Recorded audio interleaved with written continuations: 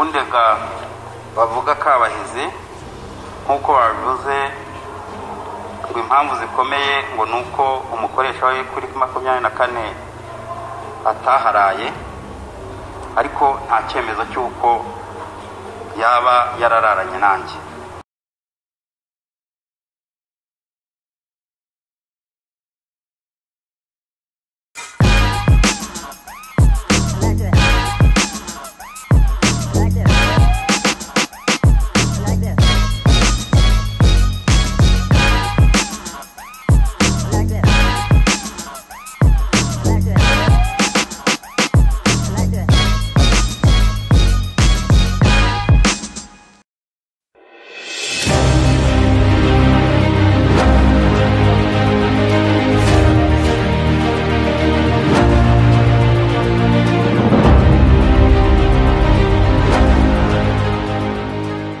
Wihoreye Jean Bosco benshi bamenye nka Ndimbati kuri wa 23 Werurwe 2023 yitabye urukiko rw'ibanze rwa Nyarugenge aburana ifunga n'ifungurwa ku byakurikiranyweho byo gusindisha umwana utarageza imyaka y'ubukure no kumusambanya. Ku isa ya 3 zuzuye nibwo Ndimbati yagejejwe imbere y'inteko iburanisha mu rubanza rwitabiriwe n'abantu benshi biganjemo inshuti za Ndimbati abo bakinana muri filime baje kumva imigendekere y'urubanza. Mu bitabiriye iri buranishwa bazwi harimo abo bakinana muri filime ya Papa Sava nka Nitegeka Garcian, Samusuri n'abandi benshi. Mu rubanza kandi harimo n'umugore wa Ndimbati. Ubwo yaragejejwe imbere y'inteko iburanisha, ubushinjacyaha bwagaragarije urukiko ko hari impamvu zikomeye zituma Ndimbati asabirwa gufungwa by'agateganyo. Muri izi mpamvu umushinjacyaha yagaragaje ko bashingira ku buryo icyaha cyakozwe, ubuhamya bw'uwagikorewe, abatanga buhamya ndetse n'ibyangombwa byavuye mu iperereza ryakozwe. Umushinjacyaha yagaragaje ko ku itariki 9 Werurwe 2022 aribwo umukobwa witwa Kabahizi benshi batazira Feredaus yaregeye ubugenzacyaha abumenyesha ko Ndimbati yamusindishije yarangiza akamusambanya byanabaviriyemo kubyarana abana babiri b'imanga.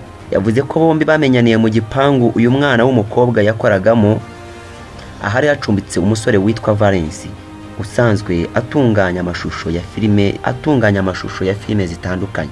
Maye kumenyana kandi umushinjacyaha yagaragaje ko uwakorewe icyaha avuga ko yasabye Ndimbati ko yazamwinjiza mu mwuga wo gukina filime. Umunsi umwe ngo yaramuhamagaye asanga Ndimbati yagiye mu kiganiro kuri Isango Star amubwira ko aza kumuhamagara. Ibi nako byagenze kuko ubwo yari avuye mu kiganiro yahamagaye umukobwa wari uvuye mu mujyi atashye Nyamirambo amusaba ko bakomezanya urugendo, bityo barahura barakomezanya. Ubushinjacyaha bwagaragaje ko urega yavuze ko mu modoka yasanzemo inzoga yitwa Amarura, maze Ndimbati amubeshya ko ari amata avanze na cream, bityo aranywa birangira asinze. Nyuma yo gusinda uwareze avuga ko atazi ibyakurikiye ahubwo yagaruye ubwenge asanga aryamye ahantu hameze nka lodge. Nyuma y'iminsi nibwo ngo yagiye ahura n'ibibazo bigaragaza ko yaba atwite, ajya kwa muganga basanga ko karatwite. Umushinjacyaha yavuze ko umutangabuhamya witwa Mama Shadia wari umukoresha w'uyu mwana avuga ko mu ijoro ryo kwa 24 rikira ijoro ryo kwa 25 Gashyantare 2019 uno mwana ataraye mu rugo. Ikindi umushinjacyaha yagaragaje nk'ikimenyetso gikomeye ni ifishi y'inkingo uyu mukobwa yafashe akiri umwana zigaragaza ko yavutse ku itariki 7 Kamena umwaka w'2002. Bityo icyo gihe bahuriye uyu mwana w'umukobwa yaratarageza imyaka y'ubukure. Bahaye ijambo Ndimbati ngo yiregure. Ndimbati yagaragaje ko ibyamubayeho ari akagambane. Reka tubareke mukurikirane ijwi rya Ndimbati arimo kwiregura. Undega bavuga Kabahizi nkuko babivuze ngo impamvu zikomeye ngo nuko umukoresha we kuri 24 ataharaye ariko nta cyemezo cy'uko yaba yarararanye nanjye kuko ashobora no kurara ahandi. Ikindi nkuko nyakubahwa Presidente ushinjacyaha bivuze, ngiye nemera ko twabonanye ku itariki 2 z'ukwezi kwa mbere, ntabwo mbihakana. Ibindi nuko kuva icyo gihe nkuko yabyivugiye mu itangazamakuru ku itariki 2 z'ukwezi kwa mbere 2020, kuva icyo gihe rero sinigeze mbihakana ko natangiye kumufasha guhera icyo gihe kugeza na n'ubu ngubu ninjye wafashaga abana nawe inzu yabagamo n'inzu yishyura ninjye ubagaburira. Ntabwo rero kuva icyo gihe iyaba azi ko yakorewe icyaha yarigengaga ndetse yari afite n'uburenganzira bwo kuba yabiregera icyo gihe. Ikindi ntabwo yigeze atera intambwe ngo ajye kundega mu bugenzacyaha, ari naho mvuga ko habayemo akagambane, ahubwo yagiye mu itangazamakuru. Ibi byose yagiye mu itangazamakuru kubwo umunyamakuru w'Isimbi wamubeshyaga ko azamufasha, hari abantu bo hanze bazamuha amafaranga menshi. Ibyo byose bikaba aho yaransabye miliyoni 5 kumukodeshereza inzu y'300,000, kumushakira umukozi ngo uzubereye mu byo kurera abana. Mubwira ko ibyo ntabishobora,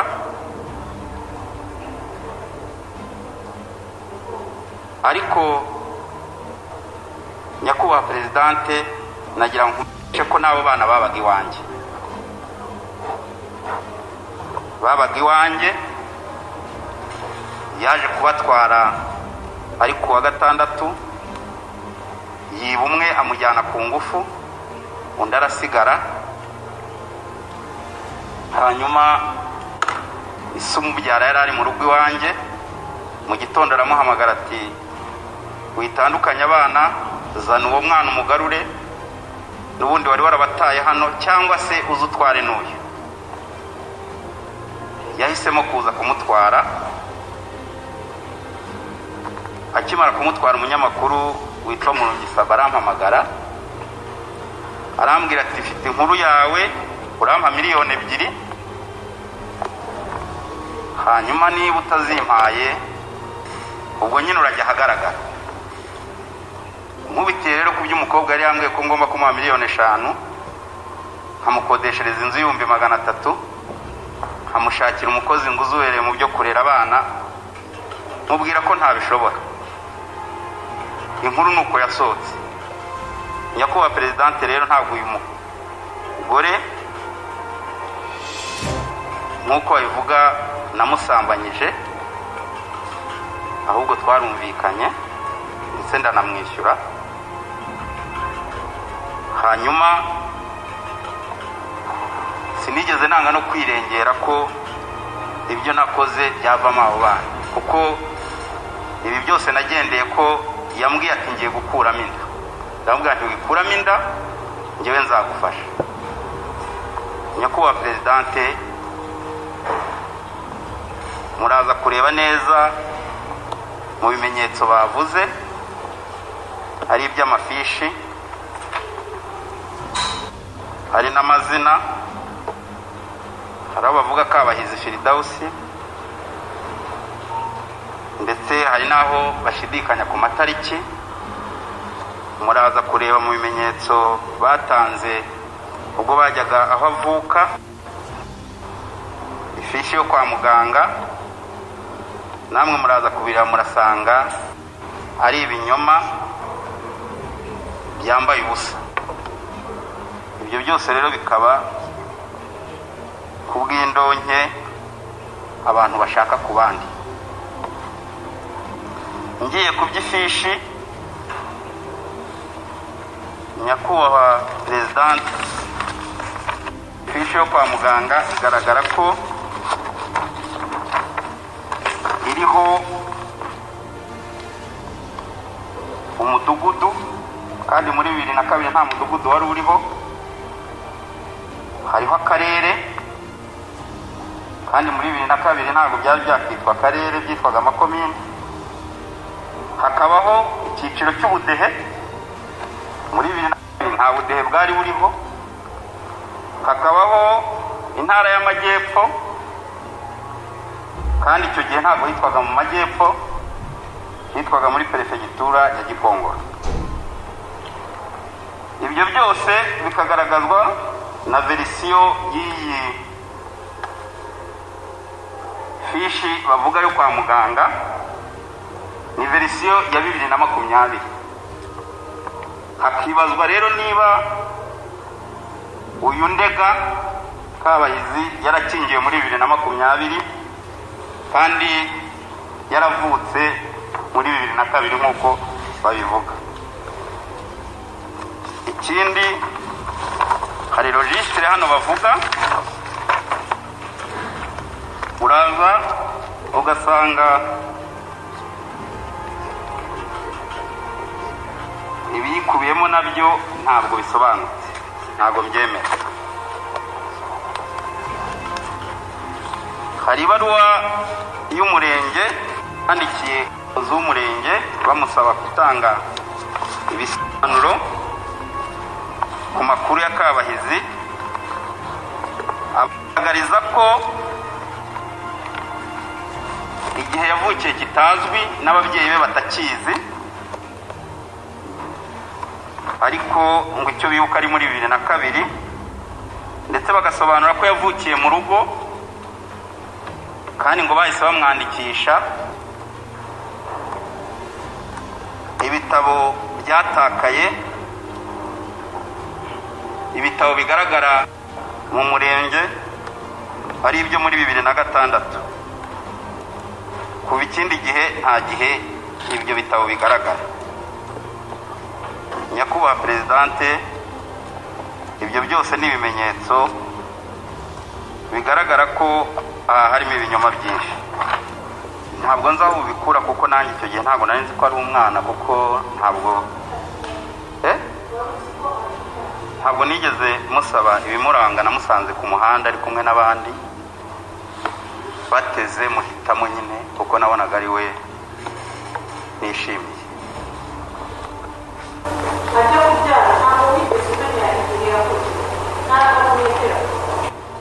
Ntarangamuntu iyo nigeze mbona, kuko no mu kujya no kubyara kwe nk'uko nabibabwiye, hari amafishi mfite hano agaragaza ko abana ari abakwizera Jean Claude. Ibyo byose ni ibimenyetso nagiye mbona nyuma. Murakoze. Bayisabe Irene uri mu banyamategeko batatu bunganira Ndimbati yagaragarije urukiko ko umukiriya wabo akwiye kurekurwa kuko imyirondoro ye iteye urujijo. Aha yagaragaje ko batumva ukuntu mu byangombwa bye harimo ko yavutse ku itariki ya 1 Mutarama 2002. Se umubyara we akavuga ko yavutse ku itariki 7 Kamena 2002, mu gihe we yivugira ko yavutse ku itariki 24 Ukuboza 2002. Aha yagaragaje ko nta kintu na kimwe cyagaragaza itariki nyayo uyu mukobwa yavukiyeho, kuko ni wabo mu murenge bagaragaza ko batazi neza itariki yavukiyeho.